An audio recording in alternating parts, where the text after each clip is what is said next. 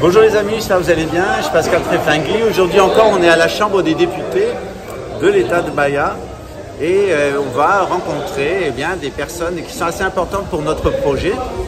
Et puis j'aurai l'opportunité de parler de la situation de notre organisation religieuse et de notre projet, et notamment des problèmes qu'on a eu avec l'extrême droite nationaliste, pédophile, narcotrafiquante, ce qu'on appelle ici les bolsominions, les gaudos, les vaches, les veaux, et comment ces veaux ont essayé de nous voler. Ils sont arrivés en partie, voilà, ils essayent de mettre le coup de grâce, mais on va leur mettre ici, à Bahia. Le Brésil, c'est un état de droit et c'est pas des mafieux pédophiles liés à l'extrême droite nazie et qui vont nous imposer ici leur dictature de nazis. Voilà, donc j'espère pour le Brésil, maintenant qu'on est sorti de l'ère Bolsonaro, qu'il n'arrivera pas au Brésil ce qui est arrivé à l'Allemagne. C'est-à-dire qu'un petit Autrichien d'origine italienne, psychopathe, est arrivé à prendre le pouvoir avec des pédophiles, des assassins, des criminels, des mafieux, des Witowski, des capots de camps de concentration, pour exterminer des millions de gens et humilier l'Allemagne et la faire rentrer dans ce qu'elle est, c'est-à-dire une entreprise d'anéantissement des Allemands. Parce que ces gens-là n'aiment pas leur pays, ces gens-là détestent l'Allemagne, ces gens nous détestent et leur projet, ils détestent l'humanité. Et partout où ils s'infiltrent, ils démolissent et ils détruisent tout. Vous l'avez vu à Luxembourg, la maison de Camille et la fondation ont été détruites par une bande de nazis à l'intérieur de l'État luxembourgeois. Et comme par hasard, la personne qui a essayé de mettre le coup de grâce, c'est un steinérien, c'est un fasciste écologiste, dans la personne de François Bosch. Voilà, comme quoi les Bosch, ça va jamais.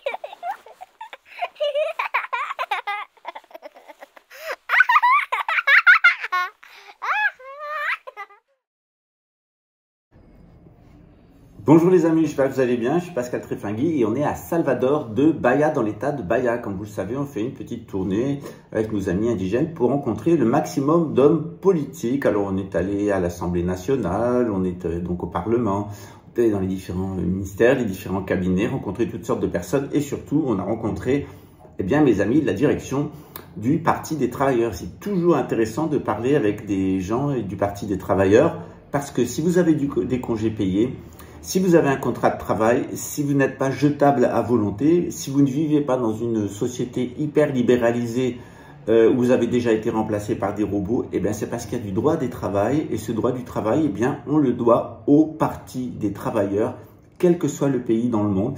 Et on le doit aussi à une institution qui est souvent décriée dans les milieux New Age, qui est la Fabian Society. Donc aujourd'hui, on va faire une petite vidéo pour expliquer ces choses-là. Pourquoi on a du droit du travail, pourquoi on est protégé en tant que salarié et pourquoi tout ça risque de disparaître dans les années à venir au profit d'un nouveau système. C'est-à-dire après le système nationaliste où il fallait se sacrifier pour la nation, après le système capitaliste où il faut se sacrifier pour son patron. Mais il y a un nouveau système, c'est un système de dictature où il faut se sacrifier pour la nature. C'est de la dépopulation, on vous tue au nom de la nation, on vous tue au nom de l'argent, on vous tue au nom de la nature. Face à ces gens-là, il y a des gens qui résistent. Et ces gens-là, c'est ceux qu'en règle générale, beaucoup de gens n'aiment pas. C'est les socialistes, c'est les gens du Parti des travailleurs. C'est les gens qui, dans une pensée qui a été alimentée par Karl Marx, mais aussi d'autres auteurs, ont tendu s'opposer diamétralement et frontalement aux capitalistes. Comme disait Lénine, les capitalistes, c'est très simple. Ils finiront par nous acheter eux-mêmes la corde pour se pendre. Et c'est ce qu'on va voir aujourd'hui. Alors, il ne s'agit pas de faire de la politique, il s'agit de comprendre le système dans lequel on est et que face au système dans lequel on est, il n'y a qu'une seule solution. Elle est chez ceux qui, en 1918 ou en 1944, ont aidé la France à se libérer de l'invasion allemande après que la République, toujours la même, ait déclaré la guerre à nos voisins. Un petit générique et on se retrouve après.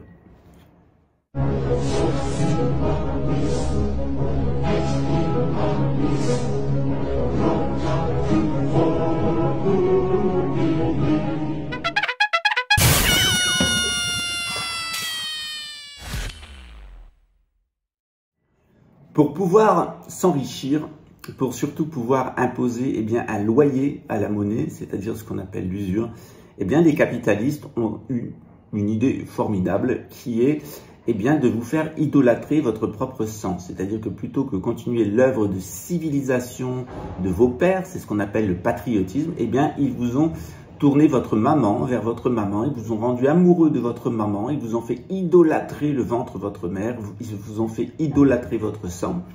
Et de cette idolâtrie de la mère, de cette idolâtrie du sang, eh bien, est né le nationalisme. Le nationalisme, c'est l'idolâtrie de soi-même et la haine des autres. Qu'on essaye un nationalisme ouvert, c'est-à-dire qu'il y a un supranationalisme ou un internationalisme ou un nationalisme fermé, c'est-à-dire des guerres constantes entre nations. Le problème, c'est la nation, c'est-à-dire notre incapacité à vivre dans une civilisation telle qu'a été décrite par Platon dans le livre de la République.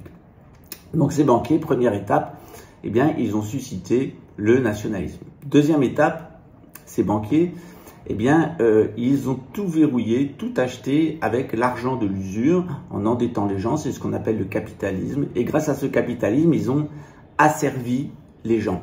Alors, il y a eu une réaction contre l'asservissement des gens, ça s'appelle le marxisme.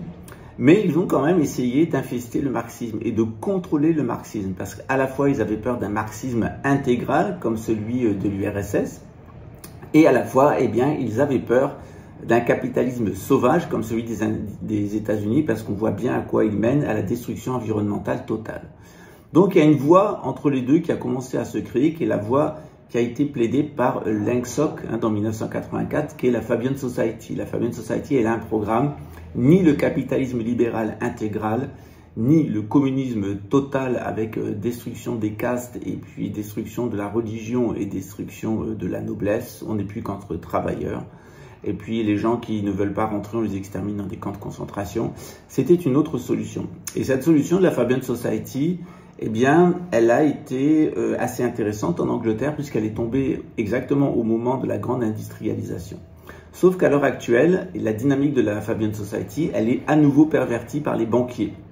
C'est-à-dire que les banquiers qui à la fois avaient peur du capitalisme sauvage et qui leur échappe, qui à la fois avaient peur du nationalisme, ils ont poussé tous les gens à s'affronter sur le thème du nationalisme, à la fois ils avaient peur du marxisme avec sa proposition de se débarrasser d'eux, ils ont essayé d'inventer une gouvernance mondiale. Cette gouvernance mondiale, elle a été en partie élaborée dans la Fabian Society, il y a eu des dissensions à l'intérieur de la Fabian Society avec des grandes réflexions.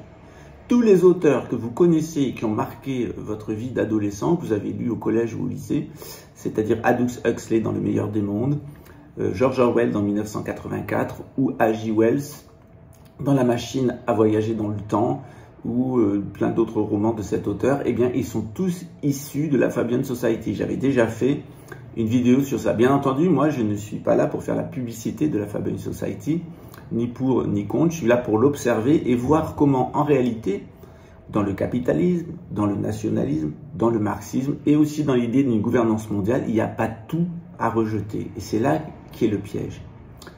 Imaginez un gouvernement mondial qui ne s'occupe pas de politique, qui s'occupe seulement d'économie et qui gère notre planète comme un ensemble, en réglant par exemple, donnant des règles de commerce équitables qui font que les peuples vont recevoir le bénéfice des choses qui sont exploitées dans le sous-sol ou sur le sol, c'est-à-dire tout ce qui est exploité dans la nature, reviennent au peuple. Je me suis prêté il y a quelques mois une petite analyse en me disant si le Brésil mettait une taxe sur toutes ses exportations de bois, de viande, etc., une taxe, chaque Brésilien pourrait recevoir le SMIC. Donc c'est parfaitement possible. Alors on me dirait, oui, mais il y a la concurrence internationale, mais si chaque pays ferait la même chose, il n'y aurait plus de concurrence internationale. D'ailleurs, on pense, ça serait très bien de fixer un prix raisonnable de la viande, en expliquant comment peut être élevé le bétail pour son bien-être, etc. Fixer des règles, fair play, qui protègent les animaux, qui protègent la nature, etc. On est loin de ça. En réalité, la mondialisation qu'on a connue, c'est une mondialisation sauvage. On est allé acheter des vêtements dans des pays où les vêtements étaient fabriqués soit par des prisonniers en Chine pour en abaisser le coût, soit des enfants au Bangladesh, en Inde, dans des conditions écologiques épouvantables. Alors bien sûr, ça a maintenu le niveau de vie en Occident, mais l'Occident s'est vidé de ses emplois, s'est vidé aussi de ses compétences intellectuelles et s'est rempli de tous les migrants nés des guerres incessantes de l'Occident pour asseoir son pouvoir, que ce soit la politique du dollar ou que ce soit la politique du franc CFA ou du franc CFP. Tous les flux migratoires que vous avez vers la France de personnes de mauvaise qualité morale et de faible intelligence, qui ne vont jamais aider à construire le pays, qui sont là pour être des petites gens ou qui sont là pour sucer les allocations familiales, etc. et occuper des petits emplois qui, dans l'avenir, seront occupés par des robots. Tous ces gens-là, ils apportent aucune valeur ajoutée à la France. Ce qui ajouterait de la valeur ajoutée à la France, c'est d'avoir évidemment ces gens-là. C'est très bien de les accueillir, de leur donner de l'emploi. Ça serait mieux s'ils restaient chez eux dans des bonnes conditions. Personne n'a envie de migrer pour le plaisir. Moi, j'ai migré plusieurs fois dans ma vie. C'était pas pour le plaisir, c'est parce qu'à chaque fois, j'ai manqué d'être assassiné par des groupes de nazis. Voilà. Et de gens qui ont travaillé, dont la famille a travaillé dans les camps de concentration, parce que je suis une véritable bête noire en tant que monarchiste de gauche des nazis. Les nazis, ils aiment bien promettre aux royalistes qu'ils vont les mettre au pouvoir, ce qu'ils n'ont jamais fait nulle part, sauf en Espagne, les fascistes. Lorsqu'ils sont au pouvoir, ils ont une obsession, c'est d'exterminer la partie de la population qui revendique des droits, et notamment le droit à vivre. Alors dans ce contexte-là, c'est très intéressant de voir ce qui s'est passé au Brésil. Il y a des choses très intéressantes qui sont en train de se passer ici. Et dans ces choses qui se sont passées ici, c'est le temps de faire le bilan.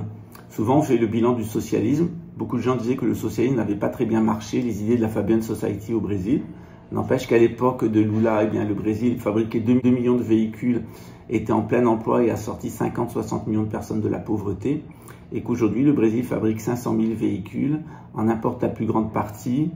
Il y a 30 millions de personnes qui meurent de faim. Ici au Brésil, 30 millions de personnes ont faim. J'ai discuté avec un député il y a 2 jours et il m'a dit moi je suis quelqu'un de radical, c'est du Parti des travailleurs. Il dit moi on me reproche d'être quelqu'un de radical. Ben, je lui ai dit ben, camarade, 30 millions de personnes qui souffrent de la faim dans le 2e exportateur de denrées alimentaires au monde, ça existe d'être encore plus radical que ce que tu pourrais être radical. L'objectif ça doit être que le peuple brésilien mange, qu'il s'éduque et qu'il se conscientise. Or, l'ère de Bolsonaro, eh bien, c'est une ère extrêmement négative. Il est arrivé en mentant aux monarchistes. Beaucoup comme moi ont dit, bon, ben, c'est un coup de poker, ou ça sera un Hitler et un Mussolini, ça finira par un suicide ou une mise à mort collective, ou ça finira comme Franco, c'est-à-dire qu'il remettra une monarchie au pouvoir, et cette monarchie au pouvoir sera sous le contrôle de la couronne britannique. Donc, quoi qu'il en soit, ça sera perdant. L'un comme l'autre, l'Espagne a perdu, l'Italie a perdu, l'Allemagne a perdu, ils sont tous sous le contrôle terrible de la couronne britannique et des 13 familles. Pour Bolsonaro, évidemment, ça se termine de la pire des façons pour le Brésil. Et c'est dans un contexte où il n'y a plus d'argent dans les coffres publics. Ça a été le plus grand schéma de vol, et bien que le président Lula arrive au pouvoir. Alors on va voir un petit peu maintenant ce qu'il en est du bolsonarisme, mais je suis sûr que ça va vous intéresser parce que c'est exactement, Bolsonaro, c'est le programme de Marine Le Pen. Marine Le Pen qui arrive prochainement au pouvoir après les scandales de corruption de Macron et très certainement l'incarcération ou la mort de Macron, eh bien, vous allez voir que le programme de Marine Le Pen, c'est le programme de Jair Bolsonaro. C'est normal, il a été conçu au même endroit. Le modèle, c'est la propagande de Goebbels. Et le filigrane, c'est une vision du monde qui est typique du fascisme, typique du nationalisme. Alors, on voit ça tout de suite. Alors, si vous voulez savoir plus sur la question, eh bien, je vous invite, vous allez tout savoir de mon intimité. Si vous voulez en savoir plus sur la question, eh bien, je vous invite à vous inscrire au cours de gnose maçonnique. Qu'est-ce qu'il y a à construire dans le cours de gnose maçonnique? Eh bien, je vais vous montrer comment, depuis l'Égypte, avec la société initiale synarchique d'Égypte, qui a été inventée par les peuples kémites, les peuples noirs, descendants de Cham par couche, eh bien, on a une structure de société extrêmement intelligente. Et comment, eh bien, cette société égyptienne, eh bien, n'a cessé de se dégénérer, d'abord en timocratie avec la Judée, ensuite en oligarchie en France, ensuite en démocratie aux États-Unis, et maintenant, eh bien, en tyrannie avec cette proposition de gouvernance mondiale depuis Kiev pour les Lubavitch, depuis Jérusalem pour les sionistes.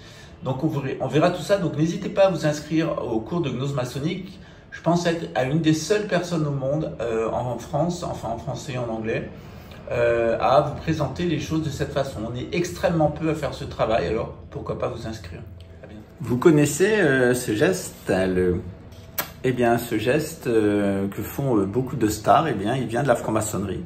Il signifie quelque chose et il peut être utilisé soit de manière spirituelle, pour se connecter à votre être astral et à Orion, soit il peut, eh bien, être utilisé de façon satanique pour vous connecter aux mémoires et vous connecter, eh bien, au Scorpion. Voilà, quand on connaît la franc-maçonnerie, on connaît aussi l'astrologie, parce que tout est astrologique. Hein. Regardez l'affaire Jo Urbex, eh bien, vous aviez un joli toit de château avec eh bien, du bois proposé de façon un petit peu bizarre. Et si vous regardez la vidéo, vous verrez que tout ça est parfaitement décodable. Alors, qu'est-ce que vous attendez pour vous inscrire ?